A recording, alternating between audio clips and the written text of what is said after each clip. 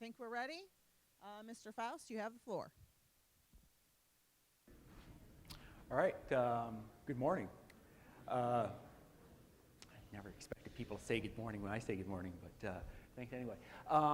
It's a pleasure to be here. Sorry I wasn't able to make some of the earlier sessions. Looked like you had a really good debate about Mars One and about Moon versus Mars for space exploration. Unfortunately, I was at another conference out in Utah on small satellites and got back home about, well, flight landed almost exactly 12 hours ago. So fortunately, I had, I think, sufficient quantities of propellant this morning called coffee to get me through the next half hour or so. If you saw the printed program, you know that this was originally intended to be a panel discussion with myself and a few other journalists talking about media and Mars and space exploration. What happened, I think, is that some of the other panel members couldn't come, and I was the last person standing, so they asked me to turn this into a presentation. My hope, though, is to engage some of the good aspects of a panel, of having a dialogue and discussion during the time period we have allotted, in part because I don't think I have 30 minutes worth of slides. But I do want to encourage a little bit of discussion about this. I think we'll have some time to do that and talk about this. This is going to be a little bit different talk than some of the other talks you've seen so far this morning. Very little science, very little engineering about this. This is going to be a topic that, though, a lot of people are interested in. A couple of key takeaways here from the very beginning of this, so that if you need to step out or you decide you want to go to lunch early, you already have the key takeaways from the discussion. One of the ones I want to get away is that the concept of media, media is a plural word. And I'm going to explain what exactly I mean by that beyond simple grammar in a moment.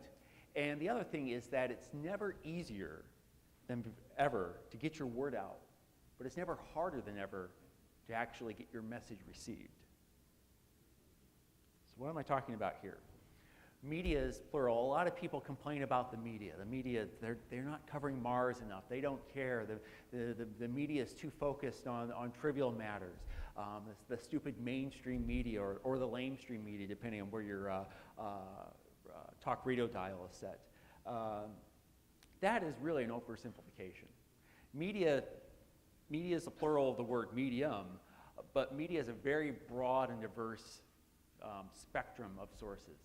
Television, radio, newspaper, magazines, various online, social media, podcasts, Instagram.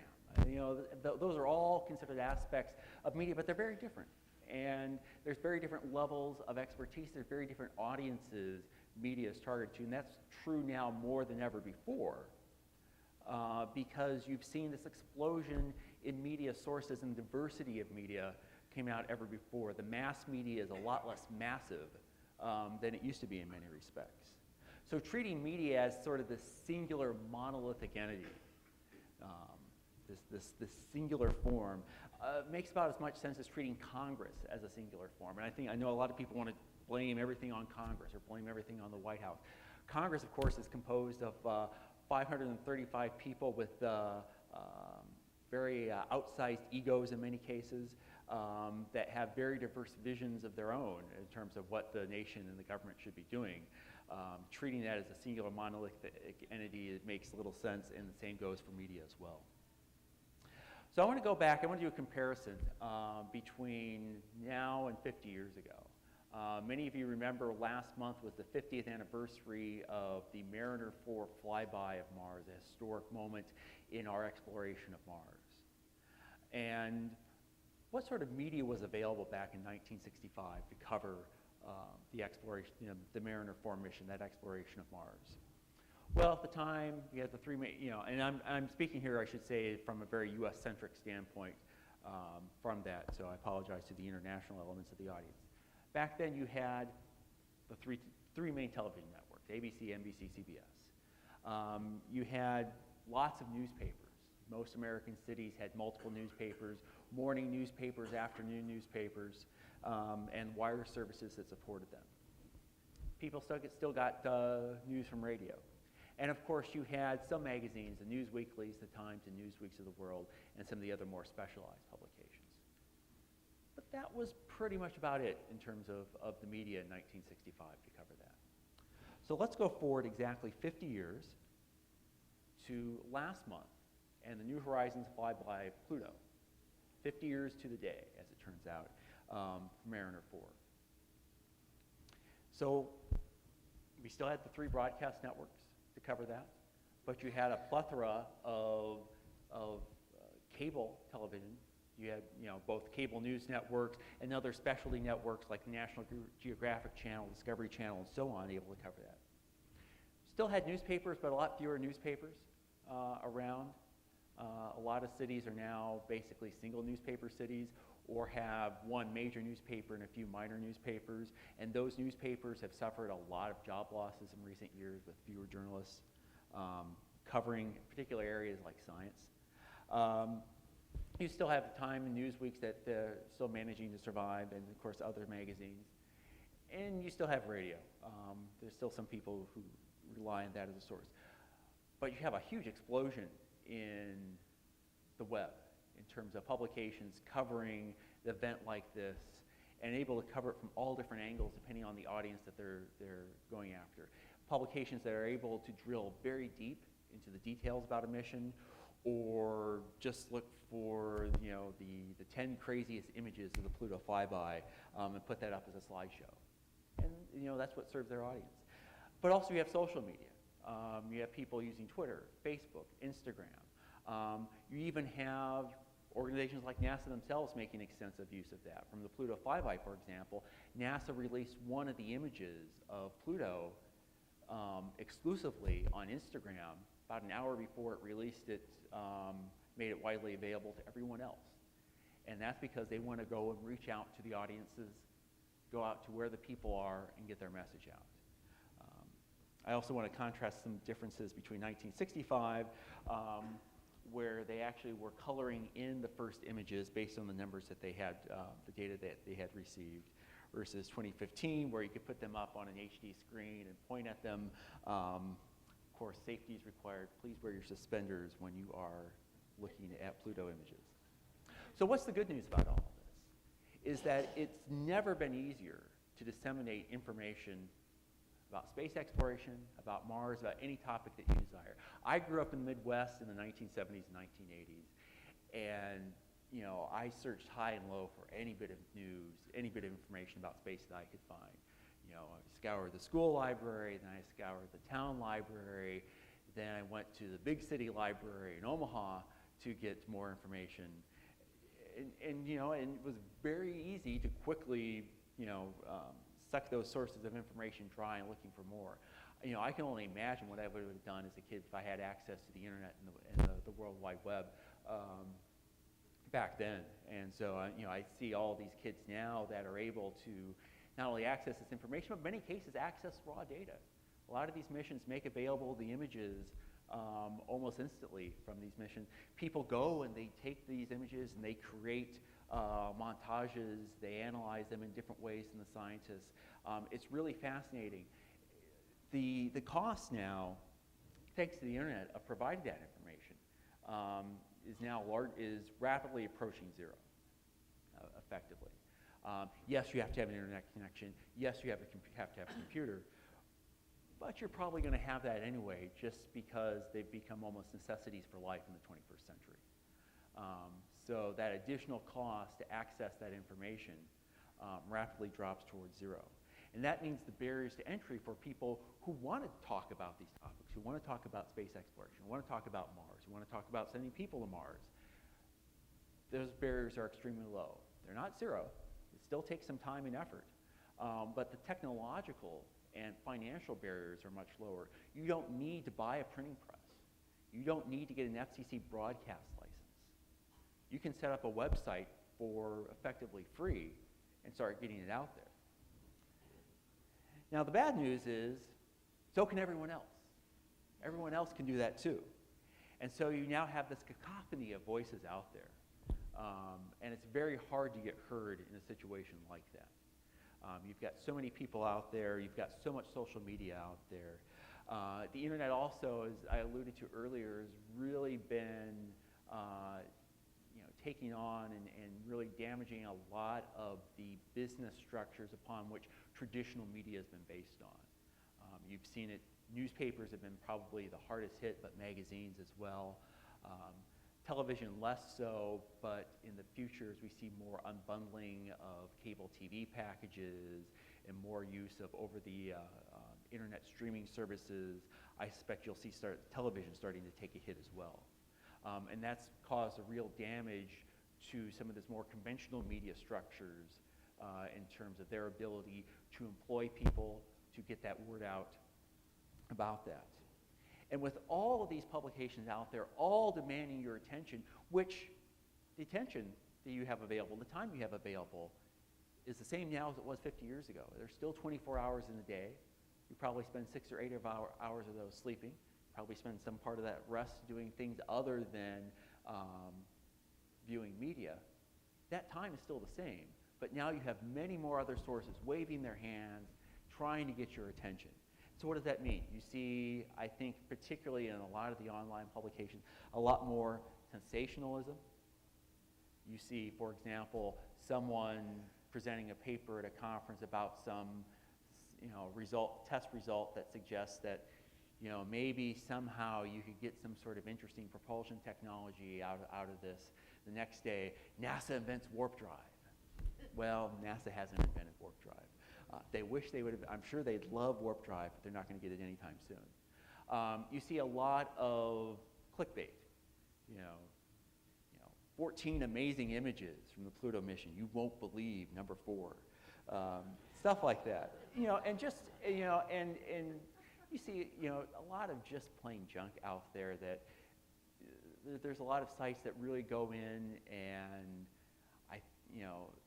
I think in many cases they're outside the U.S. and they are reinterpreting perhaps some of the news reports and rewriting them, sometimes with disastrous results. And I'm going to point to one particularly egregious example up there. New Horizons spacecraft discovers Pluto's largest moon, Charon. Well, most people here in the room know that Charon was actually discovered in the late 1970s.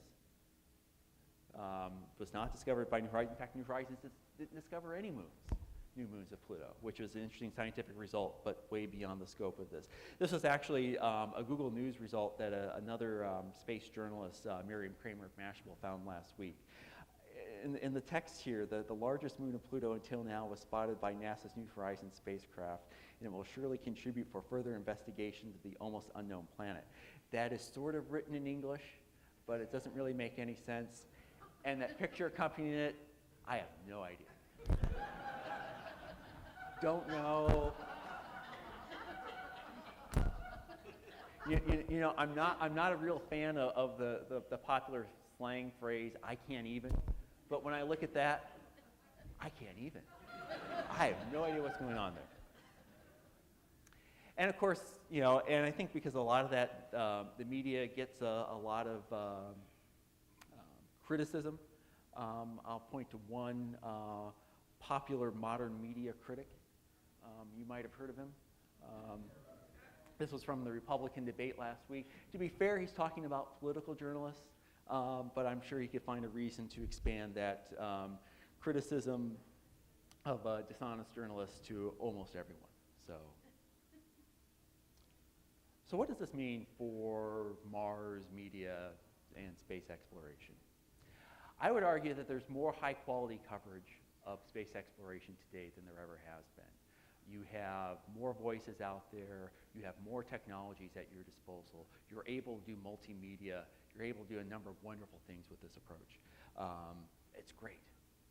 The problem is that there's so much other stuff out there as well that's tough for a lot of this stuff to get found.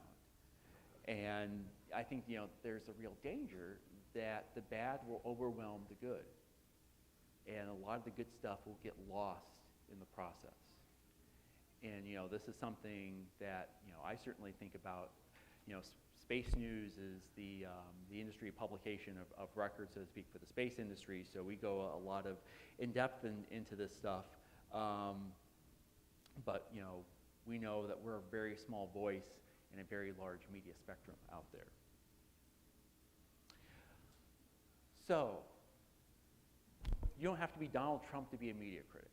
You can And I think this is sort of a charge that I want to give to the audience here, because the fact that you're here, you probably know a lot more than the average person about Mars, about space exploration, and about the importance of going to Mars, why we want to go to Mars, what science we want to learn, what this means for the future of humanity. And I suspect many of you already use that knowledge in other social settings with friends and family and coworkers to get that message across. But some things to think about. What are you doing? Because I'm sure as part of your reading, you find a lot of these good articles, these good programs out there. What are you doing to help promote those through your interactions with your friends, your families, your coworkers, through social media, through other methods to do that? At the same time, what are you doing to point out some of the really bad coverage out there? I know several days ago there were a whole flurry of stories about someone looking at a formation of rocks on Mars and seeing what they claim to be a woman. And this got a lot of coverage. Even BuzzFeed picked up on it. BuzzFeed, for some reason, tend to focus on this woman's proportions. And I'll leave it at that. You can probably look that up and take it from there. And then what are you doing to be a good resource? There are a handful of us in the media that are really sort of specialized space reporters who can really afford to dive deep. But a lot of the journalists out there who cover space are covering a whole bunch of other things. Maybe they're science reporters, and so they're covering Mars today and the latest medical findings tomorrow. Or maybe they're local general assignment reporters. They're working for a local newspaper. They're looking for an angle on the latest Mars discovery. But tomorrow they have to cover a school board meeting. And on Friday night, they've got to cover the high school football game. These people mean well. They don't have a lot of expertise, but they're really looking for good resources. What are you doing in your local communities to be that good local resource when that reporter comes calling and they're saying, hey, I heard something about water on Mars. What does that mean for exploration? Or, hey, what is that rock on Mars that looks like a woman? Is that really anything we should be worried about? So I think there's an opportunity for you to serve as that filter to help highlight the good stuff and also point out the bad stuff, but also help those in the media who don't cover space on a regular basis, but want to do a good job. And most reporters want to do a good job. They are not a dishonest lot. Sorry, Mr. Trump. They want to do a good job, but they're often on deadlines. They don't have a lot of expertise. They have to move on quickly to the next story. There's an opportunity to help them tell a better, more accurate story that you can do. And I'm going to leave with one final thought before we open up for questions. We talked about that the term media is plural. Well, Mars is clearly a singular term, right? There's clearly one Mars. But I think you'll find that people have a lot of different visions of what Mars is. I think a lot of people in this room see Mars as the next frontier for humanity, a place where a lot of people want to settle. Other people see Mars as probably this dusty, red, dry world, and why would we spend any money wanting to go there when we've got all of these problems here on Earth? And other people probably think Mars is where Marvin, the Martian, lives. But there are a lot of widely varying visions out there of what Mars is. Mars is not necessarily a singular concept, that there are different views, different visions of that. And which one of those visions is going to win out in the long term is very much, I think, an open question. So with that, I think there's some time for some Q&A and some discussion before we move on to the next speaker. But thank you for hanging around and listening in.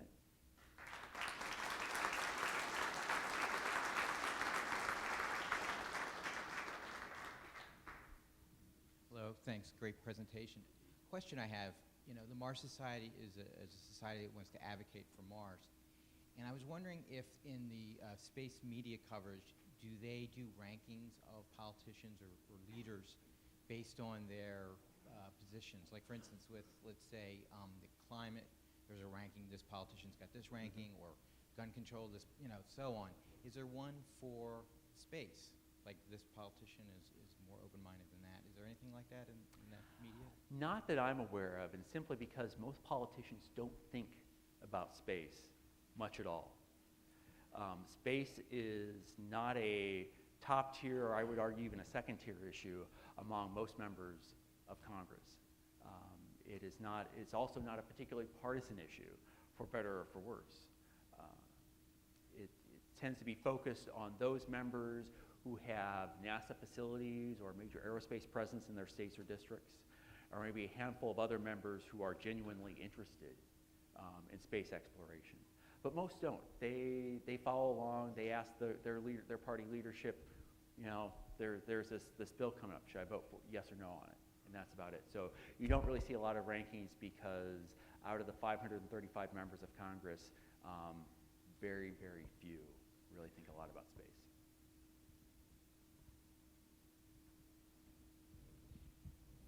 Hi, Chris Anderson. I'm an independent media person, small company. So one of the things that I notice as a challenge is a lot of entities that have news events. The way they credential journalists is they look at the size of the voice. They don't look at the quality of the coverage necessarily, and on the theory, I guess, that whatever gets your name out there, whether it's good or bad, your name's out there. So do you know if there's any movement to try to even the playing field a little bit there for smaller journalists that don't have the huge voice, but might have something to say and might actually add to the debate in a rational way with documentation and so forth? It takes a tremendous amount of time to try to get credentialed for a lot of these events, I find, and so that's my question. Yeah, I mean, I think that really varies a lot on an organization by organization in terms of media accreditation, in terms of actually getting journalists in, you know, getting them access to speakers and so on. That really varies by organization basis. I've known in the past, I've worked for Space News for about a year, but I've done a lot of writing and reporting beforehand, primarily independently. I still run a publication that many of you may read called the Space Review, for example. And it took there were times where I had to sort of headbutt my way with the NASA bureaucracy to get media credentials for, say, a shuttle launch. I think that's changed a little bit over time, and I think you've seen organizations actually embrace broader media simply because they realize that they need to get their word out to a broader spectrum of people. That's why you see NASA doing these social media events where they bring in people who have a following on Twitter or Facebook or so on to cover these events, like the recent engine firing down at the Stennis Space Center and things like that. So I think you're starting to see organizations take a much broader, more inclusive look at allowing both traditional and non-traditional media to cover their events.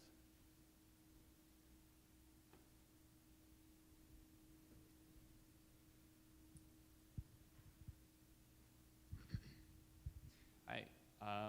What would you say is the #1 mistake that scientists and Mars enthusiasts make when talking to the public and the media? #1 mistake, that's a good question. I think I don't know if it's #1 challenge, but I think one of the big challenges, you have to know your audience. And if you're speaking, it's the same if you're a speaker speaking to an audience, it's the same if you're an expert speaking to the media. If you're talking to me, you don't have to explain the high level of what, say, the Mars 2020 rover is. I've heard about that. I probably want to drill down deep into the details about that mission. But if you're speaking to a more general reporter, you might have to explain the overall NASA Mars exploration mission concept and how that mission fits into a broader focus for that. If you miscalibrate and you go too far deep in the details, reporters' eyes are going to get glazed over, and they're like, I don't get it, I don't understand it. Likewise, if you focus at too high of a level, I'm going to get a little impatient. It's like, I got a question about this instrument here, sort of thing. So I don't know if that's the #1 issue, but that's one that really sticks out in mind. I think that's also true for advocates of Mars exploration as well.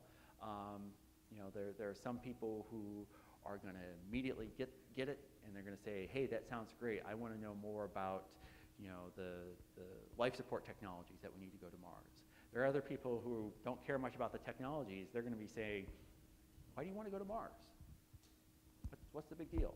So understanding your audience and focusing your message to reach that audience is one of the key issues that oftentimes I see a mismatch in. So that's something to look out for.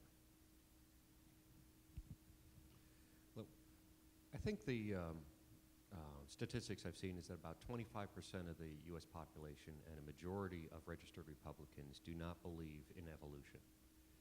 And a lot of the motivation that we're hearing here is the study for life, the search for life, the understanding of Genesis and separate Genesis and so forth.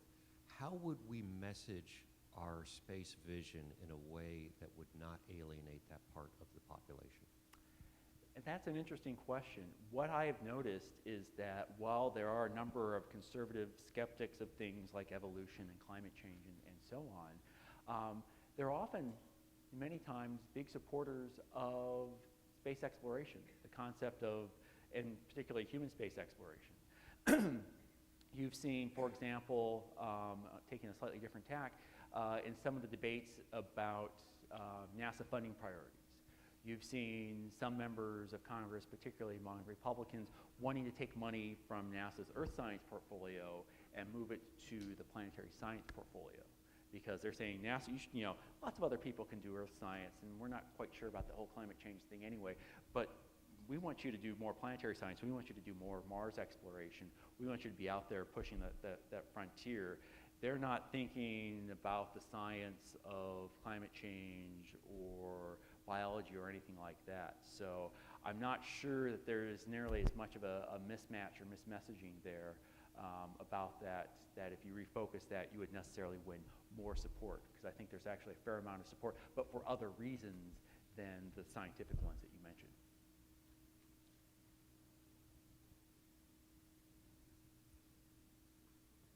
Let's thank our speaker one more time.